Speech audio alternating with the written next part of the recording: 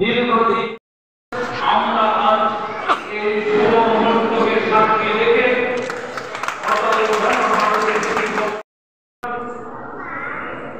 অনুষ্ঠানের মাননীয় সভানেত্রী আমাদের গাঁও সভার প্রধান শ্রদ্ধেয় দিদি কল্পনা দাস মহোদয়া জানেন যে আজকে আমরা একটা কমিউনিটি হল উদ্বোধন অনুষ্ঠানে উপস্থিত হয়েছি। এই হলের নামকরণ নিয়ে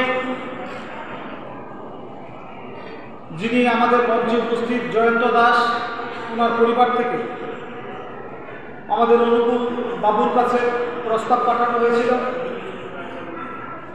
যেহেতু তারা বলিদান করেছিলেন এই হলের নামকরণে ওনাদের পরিবারের ওনার ঠাকুরদাদার নাম যেন থাকে। প্রধানমন্ত্রী অটল বিহারী বাজপেয়ীর নামে অটল এবং ওনার দাদুর নামে মনোহর অটল মনোহর স্মৃতি এই ভবন আমরা নামকরণ করা হয়েছে।